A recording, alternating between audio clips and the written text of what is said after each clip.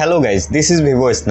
গত বছর লঞ্চ হওয়া ভিভো S7 এর আপগ্রেড ভার্সন হচ্ছে ভিভো S9 এবং যারা ভিভো S7 সম্পর্কে জানেন তারা সকলেই জানেন ভিভো S7 এর বিশেষত্ব ছিল সেলফি ক্যামেরা, আর সেই ধারাবাহিকতায় ভিভো S9 এও সেলফি ক্যামেরার উপর একটি বেশি জোর দেওয়া হয়েছে। ভিভো S9 এর সেলফিতে রয়েছে ডুয়েল ক্যামেরা সেটআপ, এছাড়া এর প্রসেসরেও রয়েছে একটি শক্তিশালী 5G processor. So Vivo S9 সম্পর্কে ইতিমধ্যে কিছু লিকড ইনফরমেশন আমরা জানতে পেরেছি, এর ফুল স্পেকস, প্রাইস এবং কবে নাগাদ লঞ্চ হতে পারে। সো এই ফোনটি আমাদের কেনার জন্য উপযুক্ত হবে কিনা সেই বিষয়টি জানার জন্য অবশ্যই ভিডিওটি সম্পূর্ণ দেখবেন। সম্পূর্ণ ভিডিও জুড়ে আমি থাকবো আপনাদের সাথে মাহিদ এবং আপনারা দেখছেন আপনাদের প্রিয় টেকনোলজিক্যাল চ্যানেল আইটি পুলার। সো চলুন শুরু করি। গাইজ, লিকড অনুযায়ী এই ফোনটি মার্চের 6 তারিখে লঞ্চ হওয়ার কথা এবং এই ফোনটি হার্ডওয়্যার থাকতে যাচ্ছে the latest 5G chipset MediaTek ডায়মন্ডসিটি 1100, যেটি মিডিয়াটেক 1200 এর সাথে একই সাথে লঞ্চ করা হয়েছিল। সো প্রসেসর দিক থেকে it's a very good news for all of us because of any types of games you can play with this device without any lags and frame drop. এছাড়া software থাকতে যাচ্ছে Android 11 with Funtouch OS.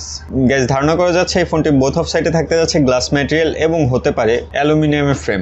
এই ফোনটি অনেকটাই Vivo S7 এর design থেকে inspired. এর back সাইডে আপনারা একটি রেক্টেঙ্গুলার শেপের মধ্যে ট্রিপল ক্যামেরার সাথে একটি ফ্ল্যাশ লাইট দেখতে পাবেন। আর ভিভো ফোনগুলো নর্মালি এদের ডিজাইনের জন্যই বিখ্যাত। সো ডিজাইন নিয়ে নো ডাউট। এই ফোনটির ডিসপ্লেতে থাকতে যাচ্ছে 6.44 ইঞ্চির ফুল HD plus super AMOLED display with 90 hertz refresh rate এবং এই ফোনটির উপরের মিডলে থাকবে একটি নচ যেখানে থাকবে ডুয়াল ক্যামেরা সেটআপ, অর্থাৎ সেলফিতে আপনারা পাচ্ছেন ডুয়াল ক্যামেরা সেটআপ। আর সুপার অ্যামোলেড ডিসপ্লে হওয়ার কারণে এই ফোনটিতে সিকিউরিটি হিসেবে থাকতে পারে আন্ডার ডিসপ্লে ফিঙ্গারপ্রিন্ট সেন্সর। আর এই ডিসপ্লে প্যানেলের জন্য আপনারা মিডিয়া কনজিউমিং এবং গেমিং করে দুর্দান্ত এনজয় করতে যাচ্ছেন। এবার আসা যাক এর ফোকাস পয়েন্ট ক্যামেরাতে। গাইজ, এর ফ্রন্টে থাকছে দুইটি ক্যামেরা সেন্সর, একটি হচ্ছে 44 মেগাপিক্সেলের মেইন সেন্সর এবং আরো একটি থাকতে পারে 8 মেগাপিক্সেলের আলট্রা ওয়াইড সেন্সর। আর এই সেন্সরগুলো বিশেষভাবে স্যামসাং এর হতে যাচ্ছে সেটি মেনশন করা হয়েছে। So it's a very big deal for selfie lover. এছাড়া রেয়ারে থাকতে যাচ্ছে 64 মেগাপিক্সেলের ট্রিপল ক্যামেরা সেটআপ। বাকি দুটি লেন্স সম্পর্কে এখনো বিস্তারিত তথ্য জানা যায়নি। আর আশা করা যাচ্ছে এই ক্যামেরা সেটআপের মাধ্যমে 4K তে ভিডিও শুট করা যাবে। এই ফোনটিতে থাকতে যাচ্ছে 4000 মিলিঅ্যাম্পিয়ারের ম্যাসিভ ব্যাটারি, যাকে চার্জ করার জন্য থাকবে 33 ওয়াটের ফাস্ট চার্জিং সাপোর্ট।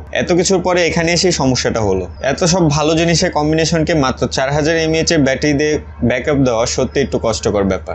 যদিও এখানে 33 ওয়াটের ফাস্ট চার্জার দেওয়া হয়েছে, কিন্তু বারবার চার্জ দিতে কার ভালো লাগে। এছাড়া গাইস, এই ফোনটি দুটি স্টোরেজ ভেরিয়েন্টে পাওয়া যাবে। একটি হচ্ছে 8GB RAM 128GB ROM, আরেকটি হচ্ছে 12GB RAM 256GB ROM। এবার আসা যাক প্রাইস সম্পর্কে। যতটুকু জানা গেছে এই ফোনটি মিড রেঞ্জ প্রাইস রেঞ্জেই লঞ্চ হতে পারে বাজারে, কিন্তু এই ফোনটির নির্দিষ্ট প্রাইস সম্পর্কে এখনো অফিসিয়ালি ভাবে কিছুই জানা যায়নি। সো এই ব্যাপারে এখনো আমরা আপনাদেরকে কিছুই জানাতে পারছি না। অফিসিয়ালি কোনো কিছু জানানো হলেই এই ভিডিওর ডিসক্রিপশন বক্সে অথবা পিন কমেন্টে আপনাদেরকে জানিয়ে দেওয়ার চেষ্টা করব। এই ফোন সম্পর্কে আপনাদের মতামত জানানোর জন্য কমেন্ট বক্সে কমেন্ট করে জানাতে পারেন। এছাড়া আমাদের ভিডিওটি কেমন লাগলো সেটি অবশ্যই কমেন্ট করে জানাবেন। আর ভিডিওটি যদি ভালো লেগে থাকে তাহলে give me a big thumbs up, আর যদি ভালো না লেগে থাকে তাহলে give me a big thumbs down. আর ভিডিওটি এই পর্যন্ত দেখার জন্য আপনাকে অসংখ্য ধন্যবাদ। যারা আমাদের চ্যানেলটি এখনো সাবস্ক্রাইব করেনি, সাবস্ক্রাইব করে এখনই আমাদের পরিবারের একজন সদস্য হয়ে যান। আজকের জন্য এই পর্যন্তই।